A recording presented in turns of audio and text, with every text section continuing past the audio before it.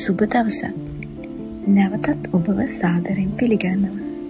Kelaniya විශ්වවිද්‍යාලය, university college London සහ degree plus ආයතන හා එක්ව කරන කැපැසිටි බිල්ඩින් ප්‍රෝග්‍රෑම් එක පිළිබඳව කලින් වීඩියෝ එකෙන් අප ඔබව දැනුවත් කරා. එහි අවසාන සැසිය පිළිබඳව කතා කරන්න තමයි අද අපි සූදානම් වන්නේ. අවසාන සැසිය මෙහෙයවීම සඳහා බොහෝ පිරිසක් අප සමග එක් වුණා. එහිදී සිසුන් A-level සඳහා විෂයක් තෝරා ගැනීමේදී ඒ තෝරා ගැනීමට මඟ පෙන්වීම, ඒ වගේම සිසුන්ගේ කැරියර් පාත් එක සඳහා මඟ පෙන්වීම ගැන අප සිසුන්ව දැනුවත් කළා. කැලණිය විශ්වවිද්‍යාලයේ එක ඩිපාර්ට්මන්ට් වලින් පිරිනමන ඩිග්‍රීස් පිළිබඳව සිසුන්ට පුළුල් දැනුවත් කිරීමක්ද මෙහිදී දෙනු ලැබුවා.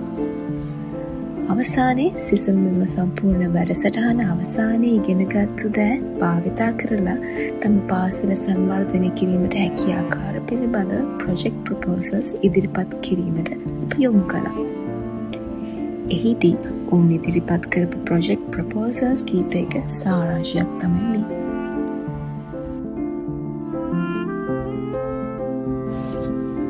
අපේ පාසල සෞඛ්‍ය සම්පන්න පාසලක් යන තේමාව යටතේ පාසලේ අභිවෘද්ධිය වෙනුවෙන් විද්‍යාලෝක විද්‍යාලයේ සිසුන් විසින් ඉදිරිපත් කළ ප්‍රොජෙක්ට් ප්‍රොපෝසල් එක අපි මුලින්ම බලමු. අපේ ප්‍රධාන අරමුණ වන්නේ දරුවන් තුළ අත්සේදීමේ චරිතය ගොඩනැගීම සහ නවීන වැසිකිලි පද්ධතියක් පිහිටුවීමයි. ඒ සඳහා කුඩා දරුවන්ට සෞඛ්‍ය අධ්‍යාපනය ලබා දෙමින් පාසල සෞඛ්‍ය සම්පන්න සහ ආකර්ශනීය ස්ථානයක් කිරීම අපේ බලාපොරොත්තුවයි. අපි මේ ක්‍රියාත්මක කිරීමට සැලසුම් කර ඇති ආකාරය මෙයයි.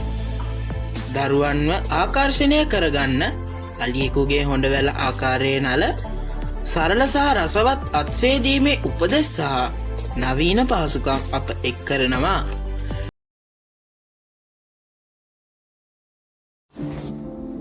සරල ක්‍රම මගින් පේපර් රිසයික්ලින් පිළිබඳව සහ පරිසර සුරක්ෂණය පිළිබඳව අනුපාරක් ජාතික පාසල ඉදිරිපත් කළ ප්‍රොජෙක්ට් ප්‍රොපෝසල් එක දැන් බලමු. Paper is one of the most commonly used materials in our daily lives.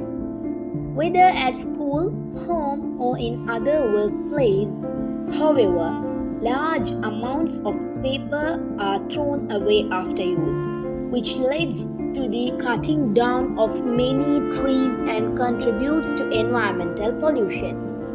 Recycling paper is an effective way to reduce waste, conserve natural resources, and protect our environment for the future. This project aims to create awareness about the importance of recycling paper and to encourage responsible use of resources. Through this project, we will learn how paper can be collected, reused, and recycled to produce new paper products. By practicing paper recycling, we can help reduce forest deforestation, save energy, and build a cleaner, greener environment.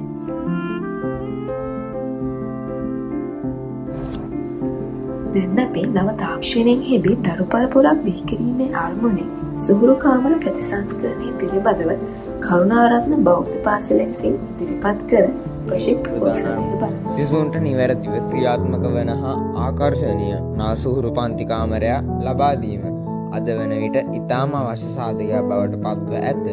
කාලයත් සමග භාවිතය නිසා ඒවායේ ක්‍රියාකාරීත්වය අඩාල වී ඇත.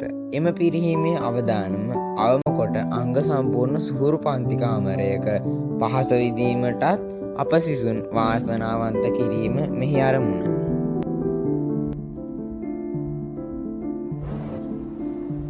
සිසුන් register කර ගැනීම සහ දෙමව්පිය ගුරු සම්බන්ධතා ඩිජිටලි ඔටෝමේට් කර ගැනීමේ අරමුණෙන් කඩවත සෙන්ට්‍රල් කොලෙජ් එකේ සිසුන් ඉදිරිපත් කළ Built on the open source tool N8N, the digital automation system will replace manual processes. It streamlines student registration, parent-teacher communication, and data management. This initiative creates faster, error-free, and highly scalable workflows for the school. Next, our need.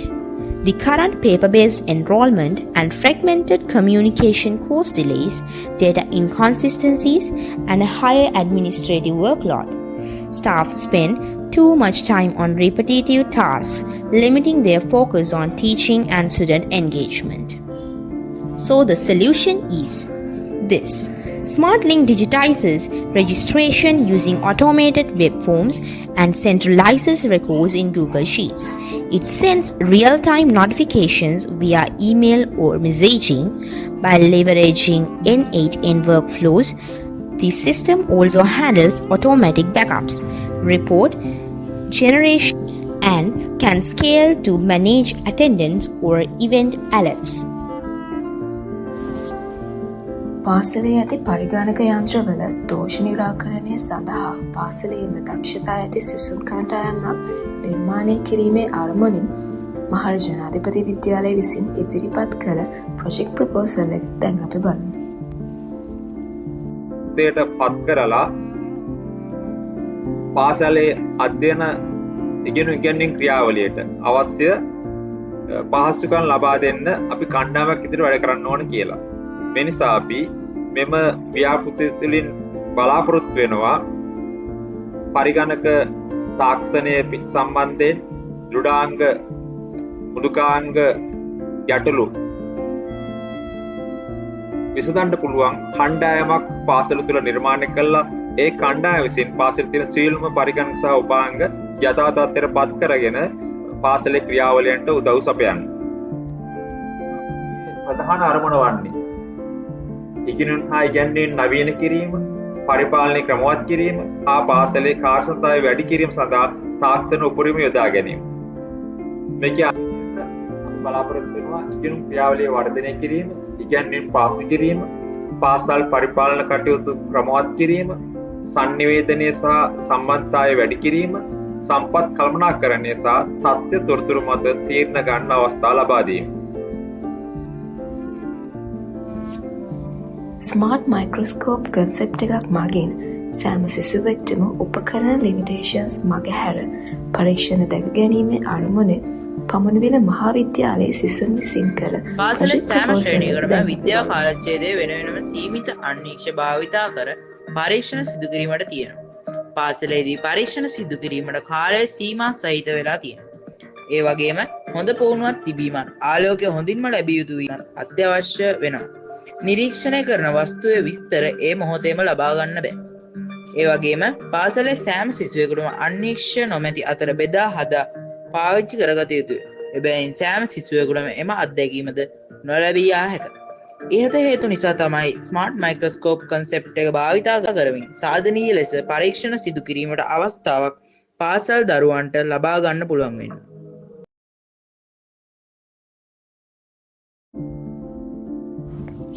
Smart notice board concept එකක් පිළිබඳව මහාමායා බාලිකා මහාවිද්‍යාලය විසින් ඉදිරිපත් කරනු ලැබූ project proposal එකයි.